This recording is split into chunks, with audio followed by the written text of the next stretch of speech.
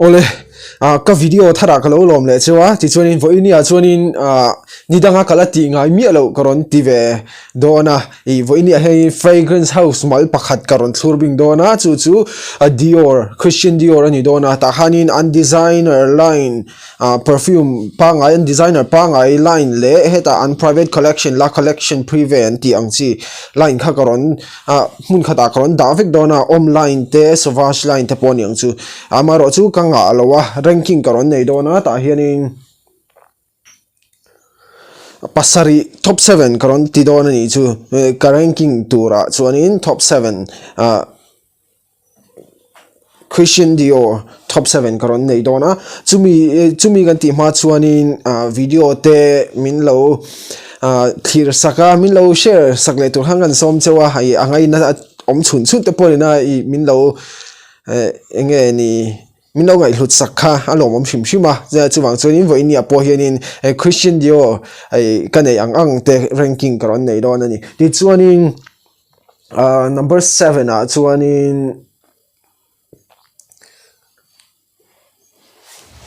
arim tui ka ti hlom veka amaro chu rank ka ngai don awangin ti zong hian kan ranking kan nei anga number 7 Dior Sauvage EDP Dior Sauvage EDP kan set hewa hei alare mema Dior fragrance chona lar berte zingami ni hialanga atir bera EDT anon ti chuaka ti chuan EDP na chun zama adata perform anon ti chuak le atuna Dior Sauvage Elixir chuak le to chu nikum sang hi som ni pan ni khan an ti chuaka kha tuna hianin leile ka tumme ka ama ero chu atau thama wangin khata ka da ringota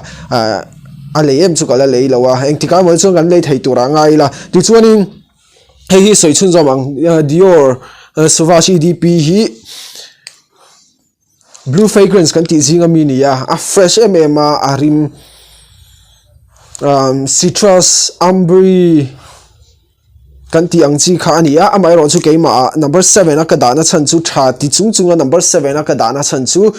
Dior Sauvage blue fragrance chi sang le fresh fragrance kan chi sang ho zinga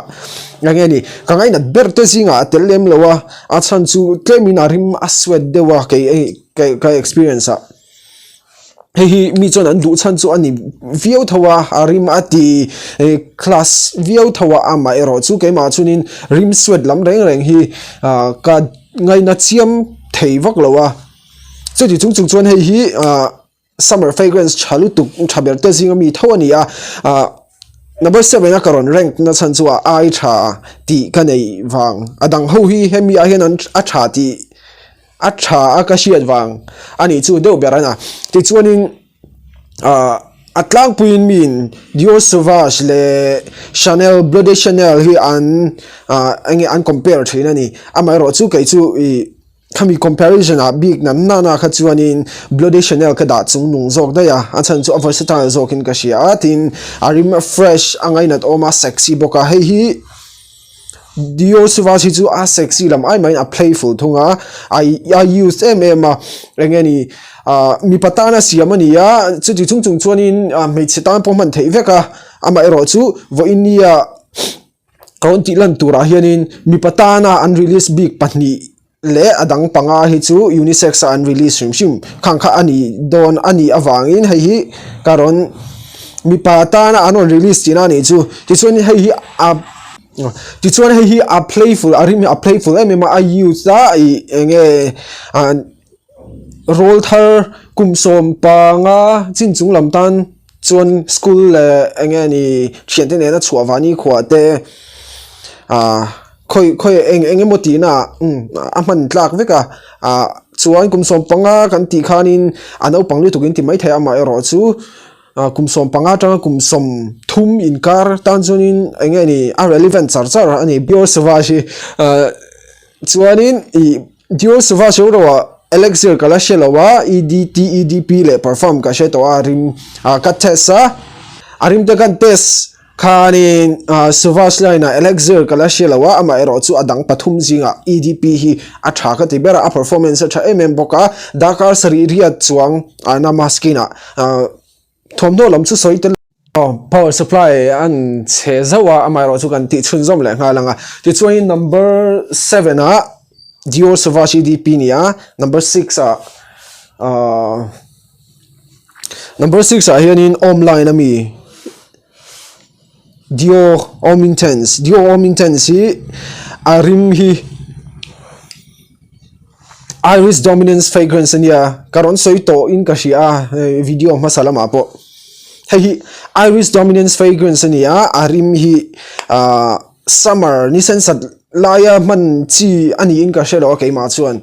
amaro chu tunang hun winter a tuna po avot mema tiang huna mana tan hian du thu samani a ama ero chu number 7 and number 6 a karon da na chan hi mitam tak chu in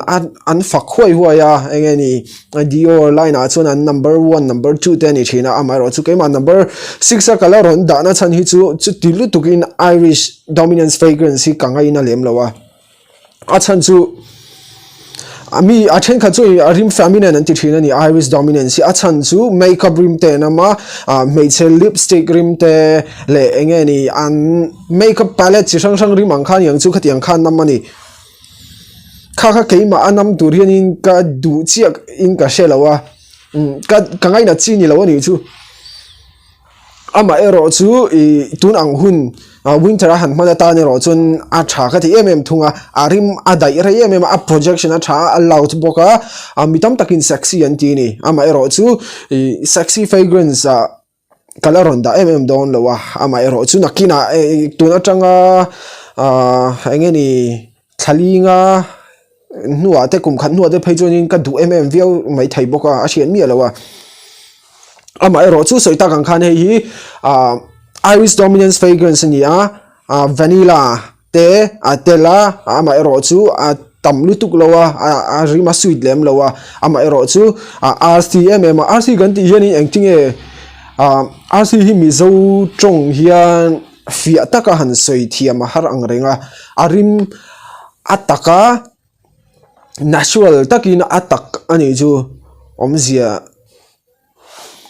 omzia chuan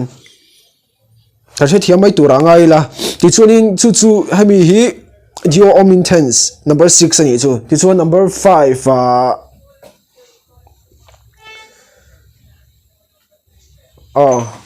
number 5 La Collection Privé changin La Collection Noir hei ajusi alang chiang theilo mai the camera ataka hi chona sen no ruma pink light pink ang khania color tak tak hi chu La Collection Noir hi rim om dana chunin soft lutuk mai ania a watchria rose rimania rose dominant fragrance ania soita kang khan a light ma arim hi anam manglawe moti tura hian anam chimchima hetia engeni automizer changa han himpo hian in chitil tukin arim hi ana hook lem lawani amai ro chu arim adaya arima namang law ang hian arima dai re thunga daka sari riat chuanga nama tichunin hemi manna atana perfect occasion akashi chu wedding day me chain mangse ai bride fragrance atan po du thu sam katia arim anua ano mi patana siam chu ani chi inga helawa ama ero chu arim tuivio thowa kamang zo thowa heti za thi kamang ral to nge ya hi enge all year round the man tlak ni inga sia ama ero chu winter han man tan chuanin adang option dang nei chun winter tan chu ka recommend chuang lawa ama ero chu summer te spring te anuam arima rei boxia nilenga daya da ka riat adai ti vel kha chu skin anam tak tak ang khani maya skin chemistry zin adang lam thei boka keima chuanin at least ani chu da ka riat daya Dakarian nuwa pohan anam tamia lo tina ni lawa skin center keima ani taksa la nam chimchim thawani kha arim ati engeni ati seductive ma khatiang ang rim nam chimchim ang kha chu soita ang khan arimanu anawe ma bright fragrance du thu sam hi ka number 5 ani mo number 5 ani chu ti chuan in number 4 hey a sample so kan ya hey hi ni a sample so ania hey hi la collection preview tang thoin fifth deletions ania ta hian alem kalo danga helai bor vela hian fifth deletions ania fifth deletions hi vanilla fragrance ania gourmand kan ti angkha enge ni gourmand kan ti chuanin 8 lakh rimnam kan ti ang chi khania ai gourmand fragrance a chuan alar ama ero chu amante tau thama wangin keipon abur lian chunin kalei kherin karing lawa ama ero chu tuna hian number 4 a karon da thawani chu kangaina ama ero chu test nan ka mang charchar ya he hi arim hi a provoking a tui mel a delicious kan tiang chi rim kha minga po fifth delicious ania a shiat renga gourmand fragrance ani don tiang pokha arin shiat thei ni chu ti chuanin ta hianin lactonic te lactonic ve dewa omzia chunin bong nu te lampang rim nam lek lek kan ti te vanilla rim te caramel rim te khatiang in chopol khania arim tui ti chi tan chuanin an number 1 a po om thei hialang dio fragrance ro chuan chu fifth delicious hi keiman number 4 a karon dani chu ti chuanin number 3 a la collection private ho ud is fahan ania ud is fahan hi alang chiang theilo me theya arong hi tle ma pinkish purplish dewania amaro chu alang camera hian alang dik chia lo mai thei orange de pink de wina langa amaro chu ataka chunin tlemin pinkish purplish de hlekani hei arim hi ud is fahana ni angin asiat sa ud fragrance nia rosewood fragrance rosewood combination chunin alar berte zinga mini topa hei ka number 3 ka da dio fragrance a chan chu number 1 le number 2 hi ei nakina kalaron soidona hei hi number 3 ka ron da na chan chu a versatile lo ka tia arim tui ka tilu tuka adai rei boka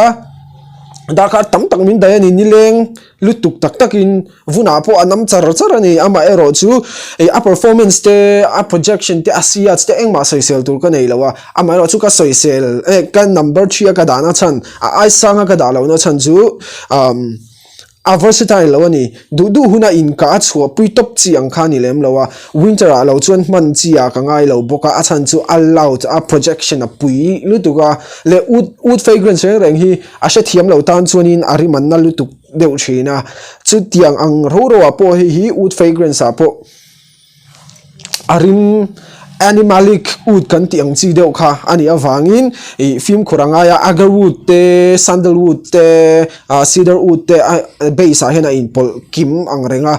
chung chunin ati udm rc kan ti bok khatel le thawa ama ero chu ni china dio omintensa rc kan ti ang ai kha chuanin hemi hi chu terminal light le deuh zoka ama ero chu a uthi a project an natawangin rosewood combination ti asiat larania ama ero chu arim tui le a elegance katia chumi ai ma chuanin enge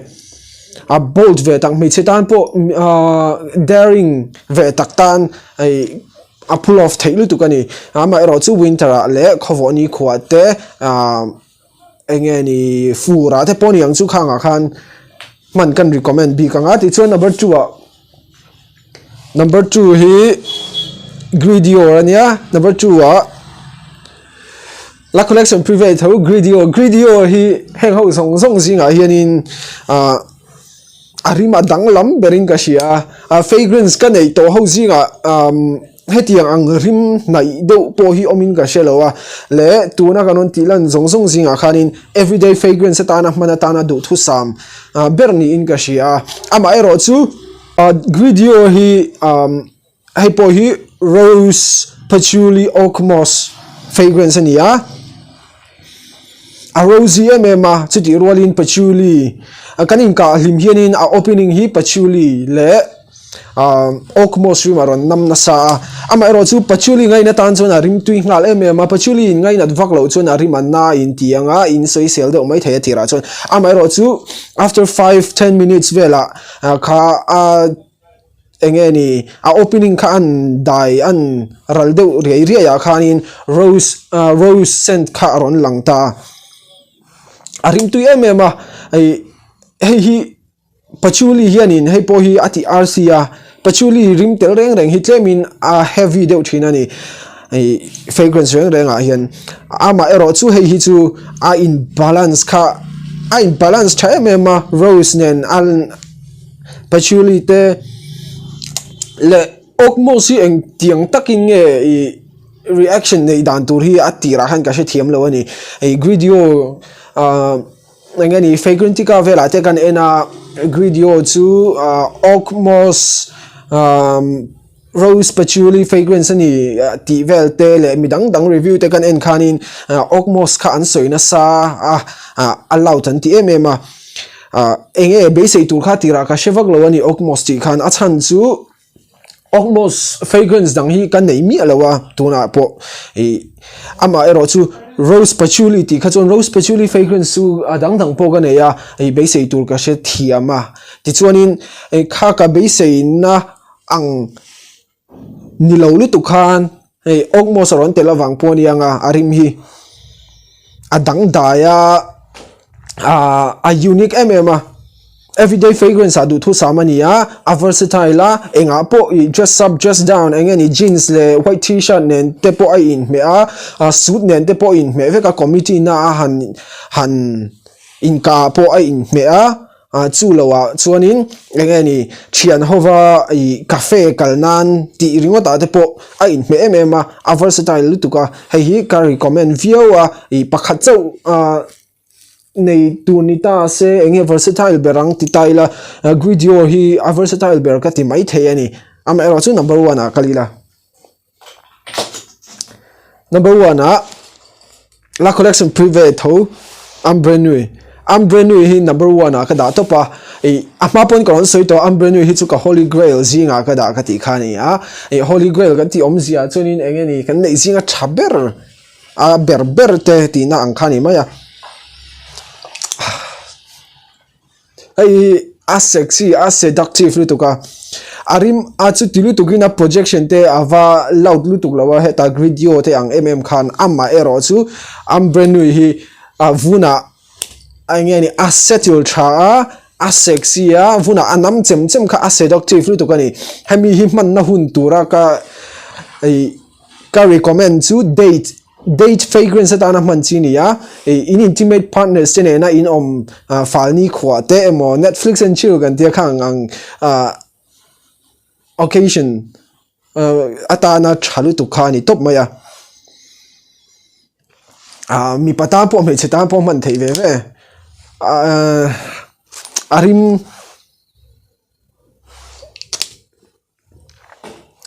ai François Dimarchi siam vek ni inga sia la collection privé ho hi engeni a nose palettes kan ti do ngeni arim sian na hi apui ka ti ma hetiang siam tur in blend moilu tu rose te amber fragrance puilu tu hi engtinge an siam so thei so go ti te ka ngai to mai maya ama ero chu engeni Kovel milar thiam ming thang ania thailo thu chu mi alawa hei hi amber fragrance ania amber fragrance reng hi arim claiming athik thina thik kan ti omzia chuanin rim thik kan ti omzia bera chuanin taksa kai tha kai nget tha le enge re mai lo kan tiang chi kha ani deuh bera le chumi chona a anti romzia chu a settle thatina nia ti chuanin taksa kanin ka khanin enge ni va project pui lo ma se akai char mai ni enge thom nu a phei chuanin in su ma le in su nuwa pol ala na mang ti tur khopania I keima po hi ke kan nei tamlu tuk to lowa a chan chu I kadikan chena midang te po ka le tir nge a chan chu amana tawe me ma keima po na I hei mang zawila adang kal le thei to lo tur ni in ka shia chu wang chuan hei po hi ka mang zo don lowa ti hian ren deuhin ka mang char dona tlem te om huna chuan ka da thang ma kang tiang vel kha ka ngai dan hei arim ke ka collection arim cham reng tura ka du wangin tiang chuan in ru ka siam sa ve ka ni chu ti chuan in soile soinu date fragrance adu thu samania arim hi gridio te ang khan a versatile lo na chan chu enge ni claiming a flirtatious kan ti ang chi deuh kha ania arim hi chuwang chuanin enge night out te man chi coffee tea party kan ti anga te po man chi enge ni in ngai zong te in bial pa nu pui pasal te ne na chuwa wani kho shim shima chana man chi vek le intimate session te po man nge tur chi vek ani ama ero chu class kal nan te man atan ati chi lowa le awi ompoka ke ma ngai dan bi ka le committee ni khwa formal lutuka han in cheini khwa formal taka che tanga ini khwa han ka tan khan appropriate lowa chung vel awang chuanin everyday fragrance a chung ka recommend lowa ama ero chu pakhat chau nei tu ni ta se Christian Dior fragrance an pakhat chau nei tu ni ta se hei ka thang nge dona ka number 1 ani top ani chu tuna ka nei tira tanga tun thleng ka number 1 ala ni ria chuan akina Dior Sauvage Elixir de kala nei le thei huna enge Dior Sauvage Elixir hi number engzana nge ronom theidon ti te pokan la check ho lenga ti chuanin ka wishlist a omsa bokani awang khanin kumina kan nei theilo tur chu a chiang tur angai la ti chuan khati zong kha Dior fragrance karon ratings karon nei thei chu ni ka review dang kha enge ni chip chiar lu tuk lova ama ero chu chip chiar taka han chip don khanin hun kan la rei thin ma ka soi rei thin ma in ka ria chuwang chuanin amal te a review na chip chiar takin du point in lo soi theya tin ka Instagram link ka lo da lenga ta khonin question ang po engtinge aman tlom zo kin engtinge ka nei theyang ti mai te engtinge khwe change ilak engtinge ilak ti ang chi te po kha engpo personal questions fragrance lamani chon zo thei veka chuan comment section a po khonin enge in du ber enge in wishlist atelem heta zinga mi kha ti te in ranking te in du tokin in low response don ya ti chuan video kan du to kanga tu tan chuan bye bye photo video dot le ka in hmule theu don ya bye bye